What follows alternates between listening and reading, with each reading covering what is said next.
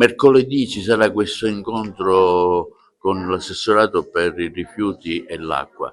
Cosa pensate di ottenere fattivamente? Dobbiamo ottenere soluzioni. Io non posso più accettare che nel 2026 ancora Agrigento, la provincia di Agrigento, perché i problemi sono gli stessi in tutti i comuni della nostra provincia, si parli ancora di acqua e di rifiuti. Non lo possiamo più accettare, quindi mettiamo di fronte a Schifani la necessità di darci delle soluzioni concrete. Oggi abbiamo un problema di rifiuti legato ai problemi legati alle discariche che non accettano più i nostri rifiuti, abbiamo un problema di acqua relativo anche alla fornitura di Sicilia Acqua che è sempre più ridotta. Ecco, credo che tutti i sindaci uniti debbano e vogliano trovare una soluzione che sia definitiva, perché non possiamo più accettare nel 2026 di stare appresso alle lotte su acqua e rifiuti. Se non si risolvono queste due cose qui è difficile immaginare capacità di crescita e quindi una volta per tutte veramente risolviamo queste situazioni.